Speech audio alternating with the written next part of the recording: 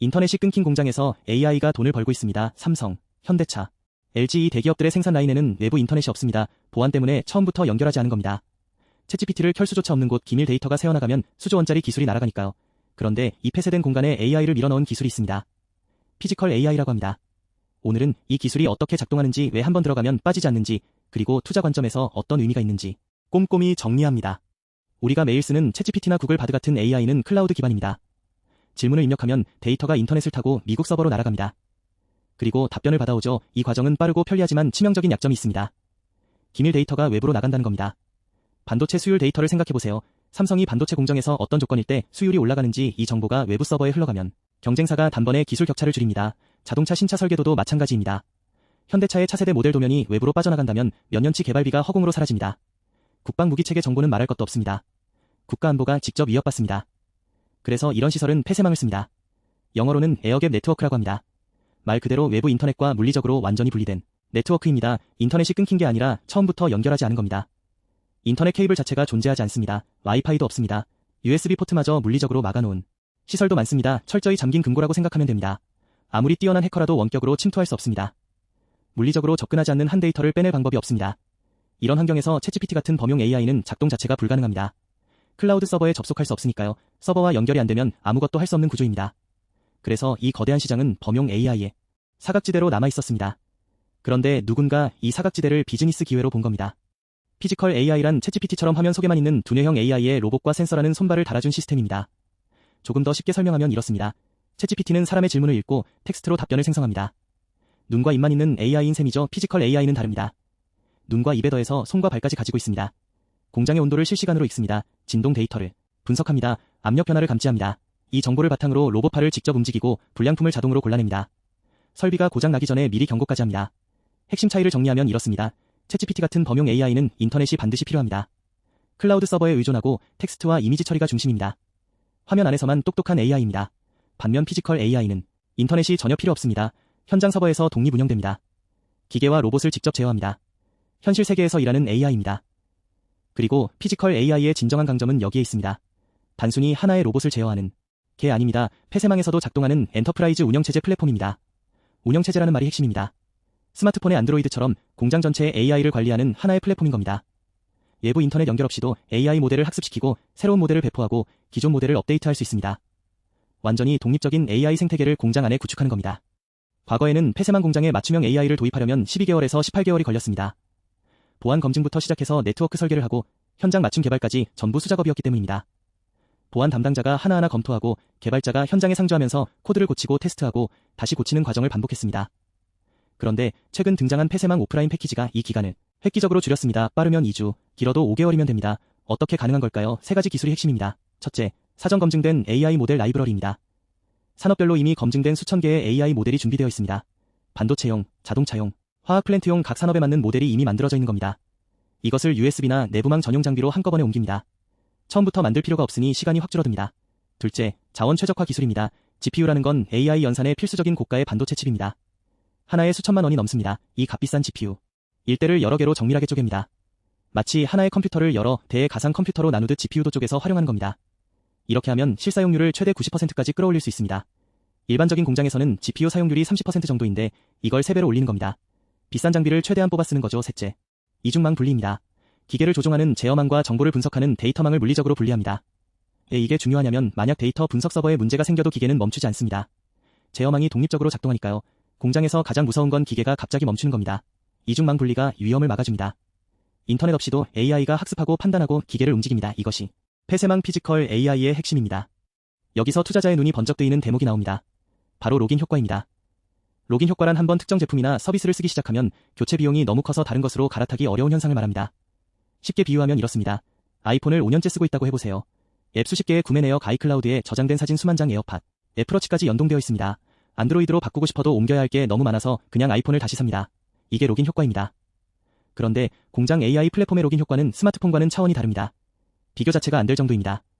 먼저 시스템 교체 비용입니다. 공장 전체의 센서, 수백 개의 로봇 수십 대 서버, 여러 대가 모두 하나의 AI 플랫폼에 연결되어 있습니다. 교체하려면 이 모든 걸 뜯어내고 다시 연결해야 합니다.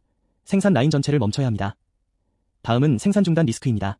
자동차 공장이 하루 멈추면 수십억 원의 손실이 발생합니다. 대형 반도체 공장은 시간당 수억 원이 날아갑니다. AI 시스템 교체를 위해 며칠씩 공장을 멈추는 건 어떤 경영진도 승인하지 않습니다. 차라리 구독료를 내는 게 훨씬 싸다는 계산이 나옵니다.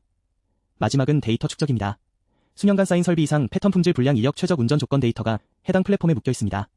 이 데이터는 해당 플랫폼의 AI 모델이 학습한 결과물입니다. 다른 플랫폼으로 옮기면 자산을 통째로 잃습니다. 몇 년 동안 쌓아온 공장의 지식 자산이 사라지는 겁니다. 결과적으로 고객은 매년 소프트웨어 갱신 구독료를 지불합니다. AI 기업 입장에서는 마르지 않는 반복 매출이 자동으로 굴러가는 구조입니다. 핵심을 정리하면 이렇습니다. 교체 비용이 유지 비용보다 크니 고객이 떠나지 않습니다. 데이터가 쌓일수록 플랫폼 의존도는 올라갑니다. 구독형 반복 매출이 생기면 현금 흐름이 안정됩니다. 이것은 투자에서 가장 높은 프리미엄을 받는 비즈니스 구조입니다.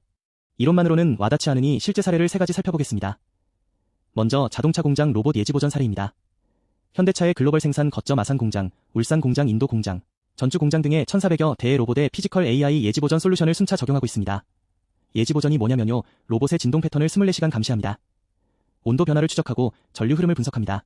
이 데이터를 종합해서 고장이 나기 전에 미리 경고하는 겁니다. 왜 이게 중요하냐면 로봇 하나가 갑자기 멈추면 그 로봇만 서는 게 아닙니다. 생산 라인 전체가 정지됩니다. 자동차 한 대가 완성되려면 수십 개의 공정이 연결되어 있거든요. 한 군데만 막혀도 전체가 멈춥니다. 하루 정지 비용이 수십억 원에 달합니다. AI가 미리 이상 징후를 포착해서 주말 정비 일정을 잡아주면 이 엄청난 손실을 막을 수 있습니다. 두 번째는 국방 AI 사례입니다. 보안이 생명인 국방 분야에서도 피지컬 AI가 활약하고 있습니다. 국내 산업 AI 기업 마키나락스는 국방과학연구소의 20억 원 규모 국방 AI 무기체계 사업의 수행업체로 선정되었습니다. 이건 단순한 사업 수주가 아닙니다. 폐쇄망 AI 기술이 민간 공장을 넘어 국가 안보 영역까지 확장되고 있다는 신호입니다. 국방은 보안 요구가 가장 까다로운 분야 중 하나입니다. 여기서 인정받았다는 건 기술력을 검증받은 것과 같습니다. 세 번째는 마키나락스의 성장입니다. 설립 이후 6천 건 이상의 산업특화 AI 모델을 실제 현장에 적용했습니다. 삼성, 현대차, LG, 한화 등 한국을 대표하는 대기업들이 모두 고객입니다. 2026년 5월 코스닥 상장을 앞두고 있으며 폐쇄망 AI 플랫폼 시장의 대표주자로 자리 잡고 있습니다. 시가총액은 약 2,600억 원 수준으로 아직 초기 단계입니다. 마지막으로 투자 관점에서 꼼꼼히 짚어보겠습니다. B2B AI 소프트웨어 기업에 투자할 때 가장 먼저 봐야 할 것은 수익 구조입니다. 같은 AI 기업이라도 두 부류로 확연히 나뉩니다.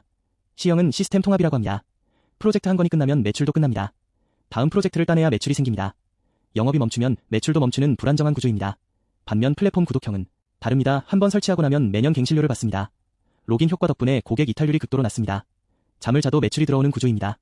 시장은 당연히 플랫폼 구독형에 훨씬 높은 밸류에이션을 줍니다. 대표적인 사례가 마이크로소프트입니다. 오피스를 CD로 팔던 시절에는 한 번 사면 끝이었습니다. 그런데 마이크로소프트 365 구독 모델로 전환한 뒤 시가총액이 폭증했습니다. 같은 제품인데 수익 구조만 바꿨더니 기업 가치가 몇 배로 뛴 겁니다. 다만 리스크도 분명히 있습니다. 첫째, 기술 표준화 리스크입니다. 현재 폐쇄망 AI 플랫폼은 기업마다 독자 규격입니다. 서로 호환이 안 됩니다. 만약 정부나 산업계가 통합 표준을 만들면 기존 로긴 효과가 약해질 수 있습니다.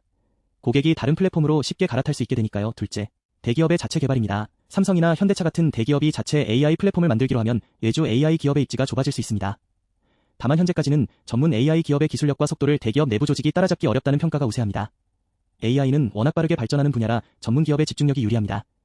마지막으로 2차 효과도 주목해야 합니다. 폐쇄망 피지컬 AI의 확산은 AI 기업만의 이야기가 아닙니다. GPU 서버 제조업체도 수혜를 받습니다. 산업용 센서 기업도 함께 성장합니다. OT 보안 기업까지 수요가 늘어납니다. 이런 밸류 체인이 형성됩니다. 특히 폐쇄망에서는 클라우드 GPU를 쓸 수 없으니 자체 보유 GPU 서버를 직접 구매해야 합니다. 엔비디아 같은 GPU 기업뿐 아니라 산업용 서버 조립 기업 유통 기업까지 수요가 확산됩니다. 정리하면 챗GPT를 비롯한 범용 AI가 아무리 똑똑해져도 인터넷이 끊긴 공장과 국방 현장에는 들어갈 수 없습니다. 이 거대한 사각지대를 파고든 피지컬 AI는 폐쇄망이라는 철통 보안 장벽을 기술로 뚫고 들어갔습니다. 한번 자리 잡으면 빠지기 어려운 로긴 효과로 안정적인 현금 흐름을 만들어냅니다. AI 투자의 다음 챕터는 화려한 챗봇이 아니라 가장 거칠고 폐쇄적인 산업 현장의 문을 열고 들어가 단골을 꽉 묶어두는 플랫폼 기업에서 시작될 수 있습니다. 마지막으로 B2B AI 기업 투자 체크리스트 5가지입니다.